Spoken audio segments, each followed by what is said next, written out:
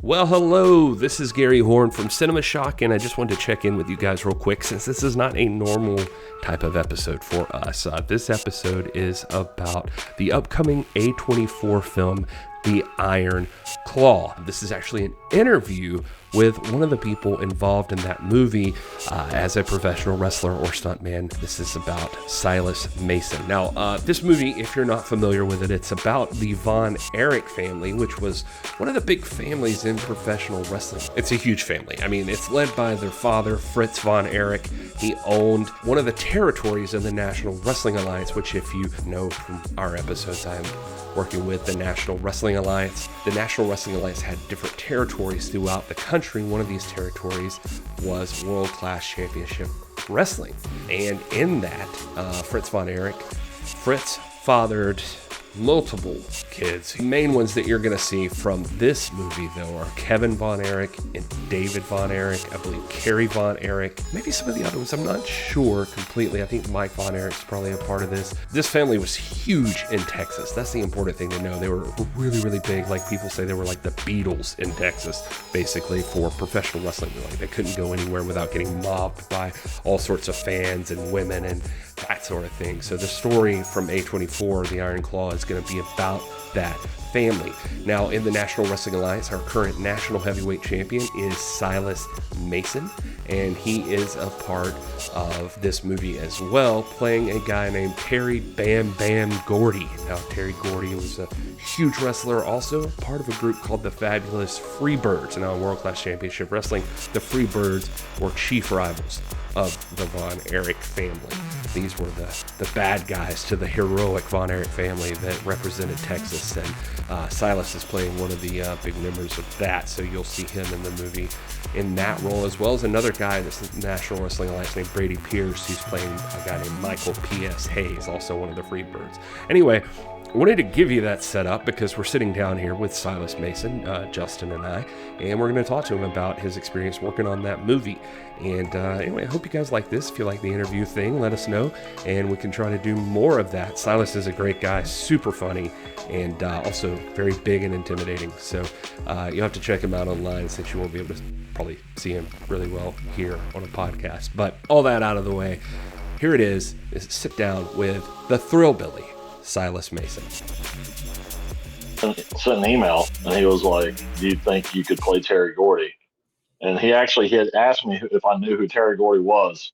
And I don't know if y'all knew this, but I'm a big fan of the guy. I've been ripping him off the entire time we've been wrestling. So I was like, yeah, I'm pretty sure I know who this guy is. I've been studying his tape for like 10 years. Then I sent a couple of headshots into Hero, the guy who was running it. He Emmy award-winning stunt coordinator, come to find out. And he worked on like Stranger Things and Cobra Kai. But they really liked me, so I looked like the guy, and the rest is history. Yeah, Luke Hawks wrestled with the NWA of the Hawks. Hawks Airy, one of the tag teams, him and his son. So he does a lot of stunts. Is he involved in this movie too, like in stunts? He did a couple of he helped like with some of the rehearsals and things because he was local to the area. So where was it? It Chavo who was Baton Rouge. Baton Rouge sucks. That town sucks. It does suck. I was born there, and I lived there till I was about 10, and I've visited a couple of times since then, and it's an ugly town. Sorry to everyone who lives in Baton Rouge. I'm not, but also what was great was because the Vols last year ran the Tigers out of Death Valley. Yeah.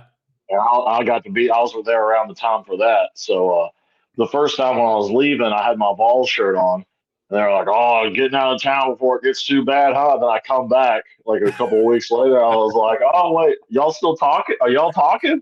Because if I recall, we beat you 30-13 in your own house, dude. Yeah. So first time the Natty's been a kneeling since '98. I like that. The other guys that are playing the Von Erichs, or I guess I'll probably do something ahead of this to kind of, because I know this audience is probably not as up to speed on professional wrestling as a lot of I'm used to with like the NWA live stream and all that. So where you can just talk about the Von Erichs and people know who you're talking about. Yeah. Yeah, just get set up a little bit who the Von Erichs are, like on a little segment ahead of this. But you are playing, you said it, Terry Gordy, who's part of the Fabulous Freebirds.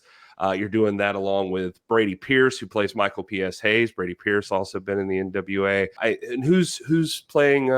Let's see. I was looking at the name. The guy has some crazy Italian last name, but he wrestles as Danny Flamingo down there in New Orleans. Oh, and they actually say that the Fabulous Freebirds got a lot of their stuff from the Southern Six, so it was really like easy for me just to fit right in because we had already been breaking ground on that stuff a long time ago. That's true. You guys have a very similar vibe, and we're the arch rivals of the Von Erichs in Texas, and so that's a pretty cool spot to be in, I think. Yeah, Danny Flamingo is playing Buddy Roberts.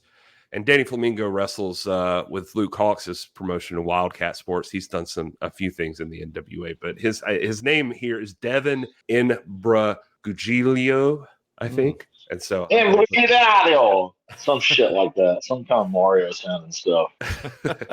when you go in to do this thing, like what's it like when you show up on a movie set? Because you've never done this before, right? Well, I mean, I did play Bigfoot in a Tubi movie one time. That we were completely CGI'd out, taking our jobs. That's what those computers are doing, Bubba. So, I've been around the horn a couple times. Honestly, it was just like wrestling, though, except, you're working with actors and a lot of stunt people. They work the actors through their scenes or whatever. But for us, it's wrestling. Honestly, it was incredibly easy. Like, you just kind of show up and just do the spot that they want over and over and over again. So the real hard part was all the bumps. Like, I take a hell of a hip toss in that movie, which it got on the movie. Pretty much every single thing that I was in, they used in the movie. So they didn't cut my stuff like they cut that Punk MJF stuff out. But so I took a hip toss.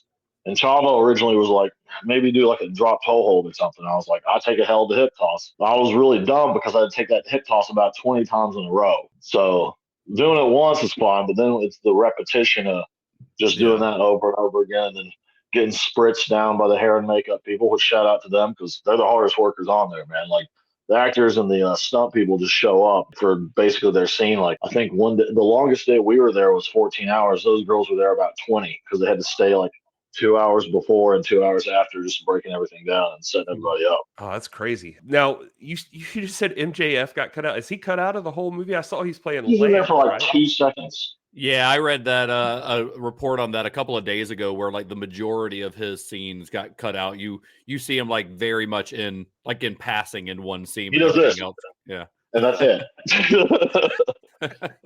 That's nuts. He's a producer on the movie. He's still making money off of it then. Yeah. Oh, he's probably making more money off it than I did because he fooled Tony Khan into paying for him to get a producer role. Yeah, nice. The Von Erichs, they're played by Jeremy Allen White is Carrie. I mean, obviously you got why did Zac Efron's name just slip my mind? I could not remember his name. But he's playing Kevin, right? Yep. Did you get in the ring with these guys, like these particular guys, or was it mostly? Yeah, I'm Zac Efron's favorite wrestler, baby. I did. He see literally that told me. We did a couple of spots together, and he just really liked working with me because if it was a real wrestling match, he probably wouldn't like me so much because I'd beat the tar out of him. But we're acting, we're thespians. It's a performance when you're doing that. So he really liked working with me. We're best friends. We call each other and talk all the time. I believe that. He was busy. He couldn't do the podcast with me. Maybe next time. Bad. There goes that connection. They're not the only ones either. I was looking through the cast list, and like Ric Flair's in this movie. I mean, not actual Ric Flair. It's like a guy playing Ric Flair. Yeah. Ryan the little old lady you see in the front row, that's really Ric Flair. He was the camera. I saw Ryan Nemeth is in here. He's like Gino Hernandez, I think, and that's Dolph Ziggler's brother. Justin, you would know Dolph probably better, okay. but yeah, I know Dolph. Not personally, but yeah. Bruiser Brody's featured in it. Harley Race is featured in it. Chavo Guerrero playing the Sheik. Yeah. Holt McCaney or McCalney? McElhaney? I don't know. Holt is just what I call him. He was in like Fight Club, Mindhunter. He's playing Fritz, and it's eerie how much he sounds and looks exactly like if you watch the Fritz interviews and you watch his performance, it's like they dug Fritz up.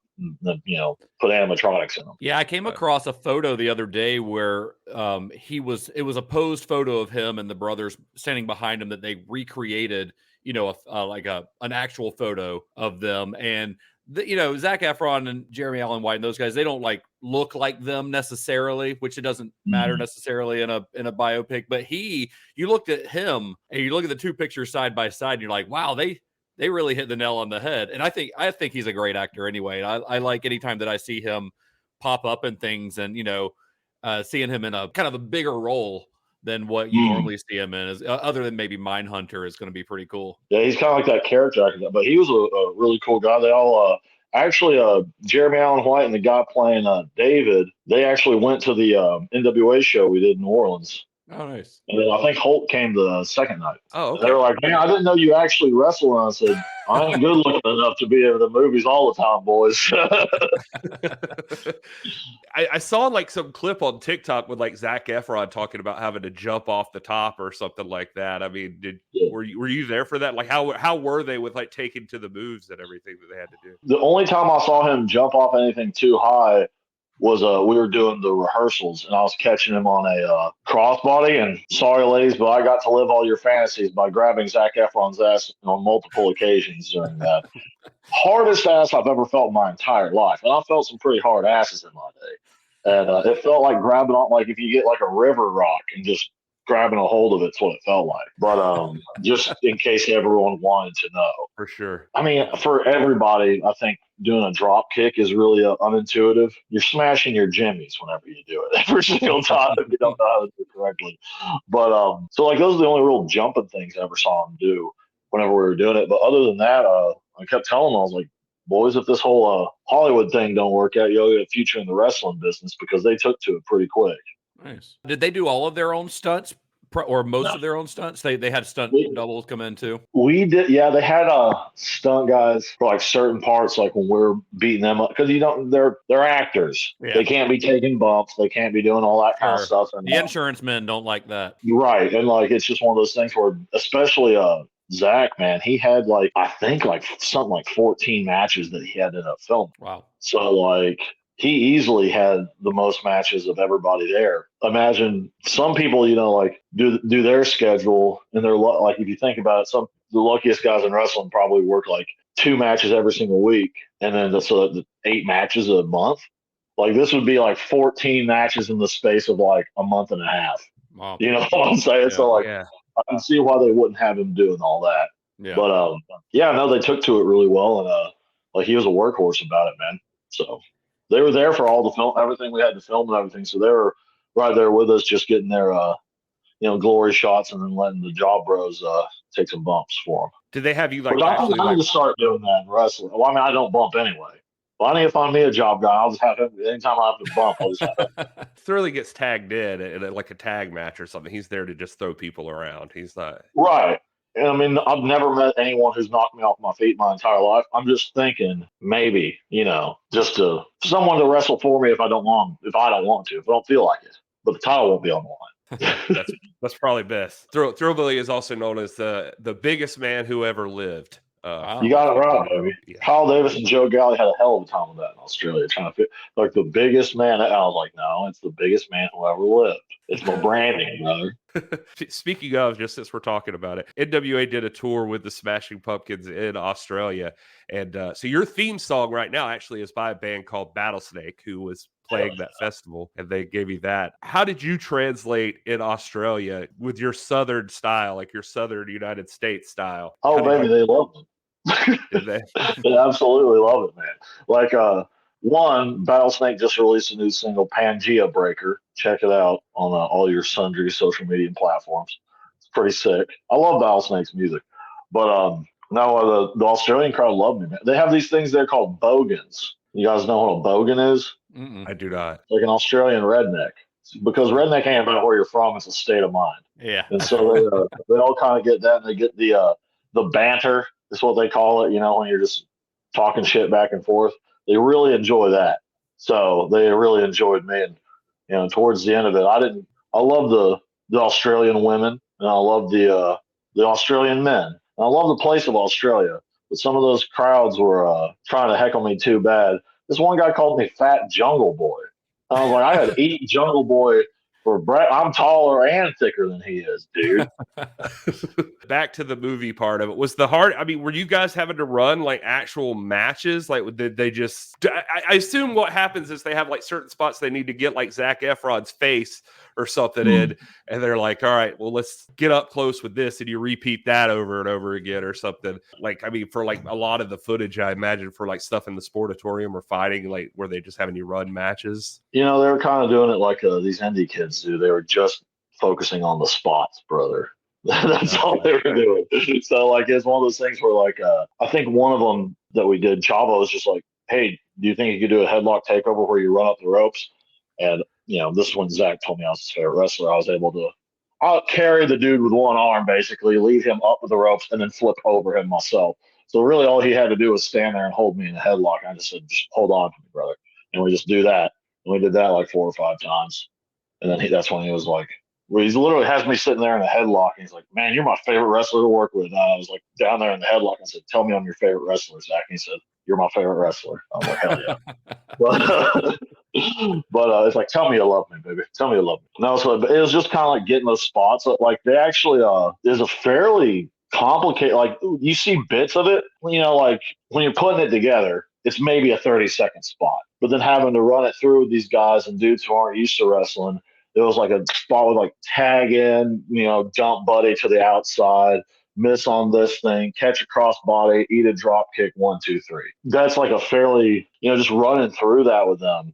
They were actually able to get it pretty quick, but they want to get like, you know, as many takes as they can because maybe you had fire a lot more coming off of this one spot than you did with the other. And that the flip over might look better on the 3rd take than it did on the 5th take. You know what I'm saying? So like they kind of piece them all together and they just do it kind of that way. So it's like you focus on the spots and you just repeat them until you can get like better and better takes with it. Yeah, gives them a lot more choices in the when it comes to editing. So Chavo is playing the Sheik, but he's also doing. It sounds like he's doing like stunt choreo or coordinating or something along that as well. Like he's coordinating the wrestling matches too for y'all. Yeah, basically anything in Hollywood you see with professional wrestling in it, Chavo is the guy for it. Really, and there's a reason for it, and that's because he's the best at it.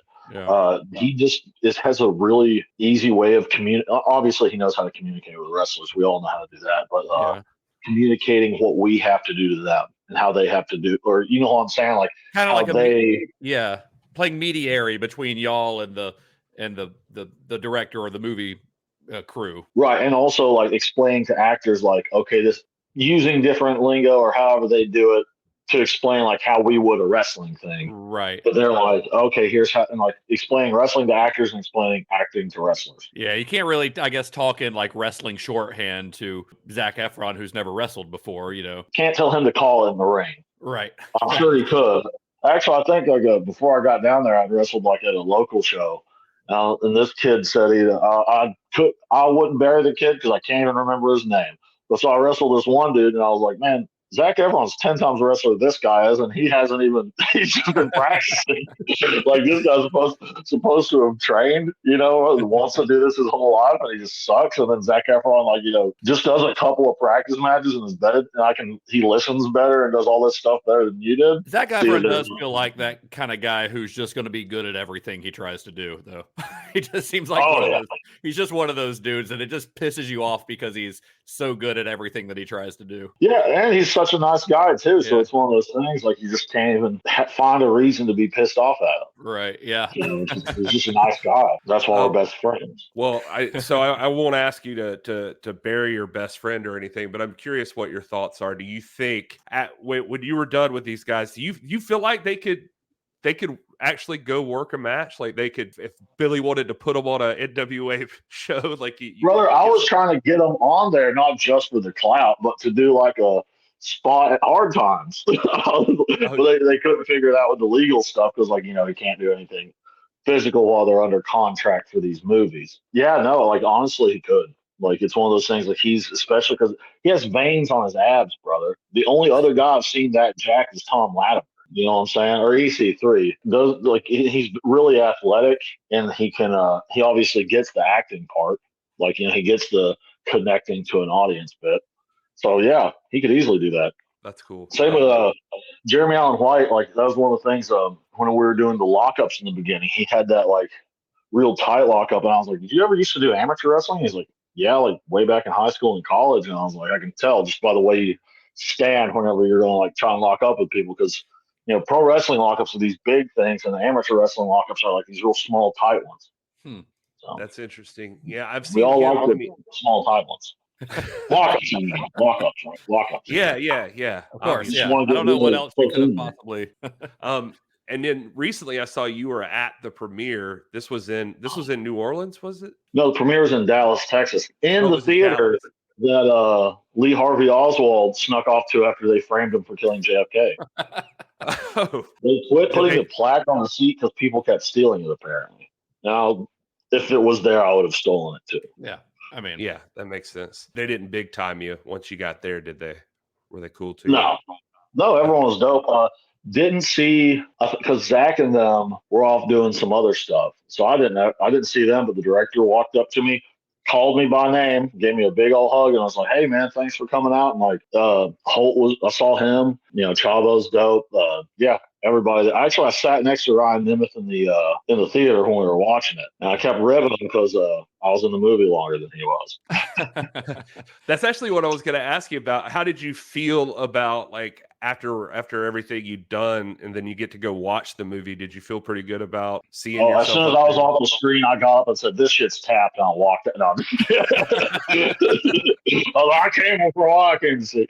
No, it's really sad. If you know about the Von Erichs, you know it's going to be a sad movie. yeah. But I mean, other than that, it was done. Like honestly, I recommend seeing it. Yeah. Like it was really well shot. Just getting a feeling of obviously like they don't get super, like they don't get into the Lance stuff. They don't get into like what was it? There was two other brothers, Jimmy Jack and Chris. I think Von Erich. They get a little bit into Jimmy Jack and not so much into Chris. But not to spoil anything for you guys, even though it's a real life thing. Yeah. So if you know about it, you already know about it. But it's a good movie. Yeah, I'm I excited think for it. the best Terry Gordy. There have been a few like reviews already started coming out, I guess, because it started having some premieres, and the reviews have been really great so far. So I'm like, I was already excited about it anyway, ever since, honestly, even before the trailer, when we first heard about this, probably a couple years ago when they first announced it. I've been excited, but now that the reviews have been pretty fantastic so far. I've seen one other movie by Sean Durkin that came out maybe a decade ago that I really enjoyed. Marcy May Marlene is what it's called. It's got Elizabeth Olsen in it, kind of before she was doing Marvel stuff. So I know he's got the chops. The dude's a great director from what I've seen. So I'm very excited for it. Oh yeah, no, I thought it was really well done, man. Very tasteful about the whole subject matter. It's weird to me because it's like it's an A24 movie, but like it's about professional wrestling, and A24 to me always. And I'm a movie nerd and a wrestling nerd, so you're just a nerd. I know there's a crossover somewhere there, but A24 like always feels like the more pretentious movie studio, and then professional wrestling. Didn't they do Euphoria? I don't know. A24. I don't know anything that they've. Yeah, I mean they've done it. I mean, well, their movie Everything Everywhere All at Once won Best Picture last year, so that's probably their biggest hit so far. But they're big on especially on the horror side of things, because they do a lot of like what people call prestige horror films, which I don't really like that term. But I don't watch horror movies because it's speak to you. But yeah, that's true.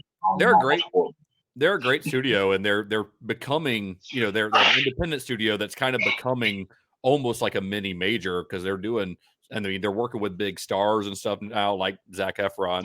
So they're, and you, of course. Right. They couldn't afford a mid major.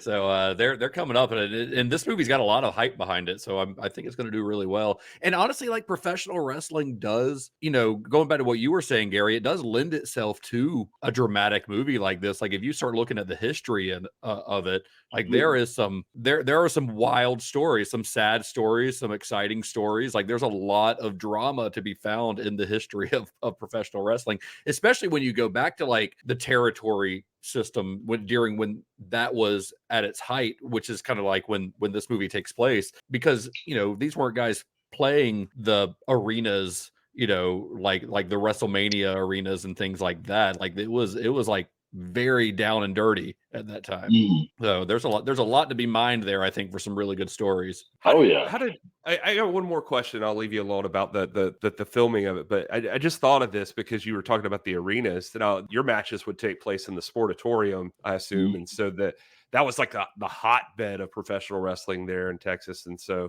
you'd always hear about how packed out it was. So they had an audience there for a lot of what you're doing, right? And so. Oh, How is that like? How did they take to that? Like having to see you guys run over everything? oh yeah. I just did it like a wrestling match. I would pick someone in the crowd and just make fun of them the whole time because I was still, doing the jaw jacking. Like there's a little old lady, I look rear back because I mean honestly, if that little old lady kept yelling at me, I was gonna pop her one. Ric Flair? It's easy. You just nail them. Or like Hogan, whenever he was sitting there, and it was like grandma in WCW, whatever she's coming out of. But so like I'm just regardless of whether because that was a captive audience, obviously, they're getting paid to sit there and cheer. I mean, yeah, I think we should just do that for all wrestling shows. It's easy. They tell them when to cheer, tell them when to boo, pull up the signs. But no, it was pretty. Actually, like it did for a little bit feel like you're actually in there for a match. Whenever you're going through the spots and they're like getting all fever pitched and into it. But yeah, it was really cool. Was it hard for because you're used to, just being yourself in the ring, right? Was it hard to transition into playing like another character, not only another character, but a guy who, actually was a real person? Was it hard to turn that on and off when the cameras were rolling? Not at all, because I've been ripping Terry Gordy off since I started wrestling. So it's literally what I already natural. did. Yeah. Like, Gordy would always, man, I'll give you one day, you old lady. Like he said chair really weird. I remember always cheer. I'm gonna swing the chair. Like, just like the way I talk like I talk. Yeah. But luckily I didn't have any speaking roles. But for some reason I kept studying Freebird promos just in case, because you get paid more money if you get a speaking role. Yeah. But yes, it wasn't. That and the guy who was reffing, James Beard, dope guy. He was also he reffed for the sport for a world class back in the day. Oh, and he was there. He would always be like, here's some. He's like, I think Bam Bam would do this, like try to get back in the ring and have the other guys like hold you back, or like, just kind of little stuff like that he was like, here's a little thing I think Gordy would do, or here, something like that. Oh, that's cool. So, yeah, he was awesome to have there. And, but I mean, other than that, I basically just did me, but with a Terry Gordy wig on. I feel like after this movie, it's turned up a little bit more. Like I don't know, because it feels like you introduced, like you got the hand signal. I don't think Gordy ever done the hand signals. That started as a rib for the indie marks, though. Oh, I gotcha. Okay. Yeah, because everybody on indie poster, like they'll do or some shit like that. So I did it as a joke originally, and then just kind of now it's a weird muscle memory thing. Oh yeah. Like holding up, like doing like that, or like AT came up with this, the 7-6. I noticed that in his promo the other day. That's funny. Yeah. So it's just coming up with hand signals and and gestures to I've seen little kids do that too whenever I come out now. So it's like you gotta keep doing it. Yeah. My favorite was when you put somebody in God, I can't even remember who it was. It was like you hooked their mouth while you had them in like the camel clutch or something like that. Oh yeah. A lot of people aren't too hype about me putting my fingers in their mouth, but I'll do it anyway. Now, do you see me picking up dog turds out back, and we gotta get this out, and I'll just walk into the ring and wash that.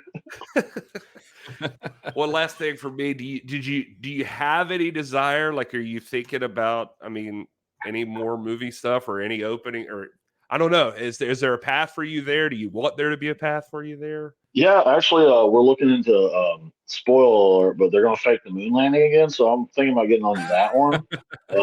No, I've been talking to some people. It's just getting the agent thing figured out, and right now I'm focused on wrestling, but I definitely would like to do more film acting. Yeah, especially the opportunity arises. Get that SAG insurance. I hear it's really good. Yeah. So I've been talking to people. Talked to Chavo about it. I saw him at WrestleCade, so talked to him a little bit about that. And I know Aaron Stevens does some movie stuff, so I'm putting little feelers out there to get back into Hollywood, come back, with the neck roll on and just do the Andy Kaufman bit. Have my acting understudies take all the bumps for me.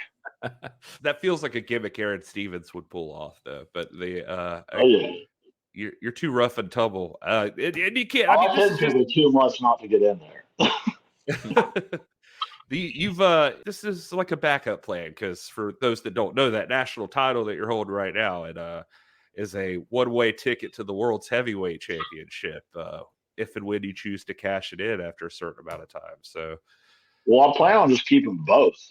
We'll have the national title and the world title. Well, you can work that out with Rockstar Billy Corgan. Well, who will take them off me? Well, is Billy going to hire his musician friends to come at me? They can tune a guitar, but can they tune a fish, baby? All right. Well, Thrillbilly Silas Mason, thank you so much for doing this with us. You're on the internet at it's Thrillbilly TCB, is that right? That's the one. That's on all the socials, so people can find you there. We look forward to seeing you on December 22nd for the Iron Claw. Thanks for doing this, man. Yeah, we appreciate it. Thank you.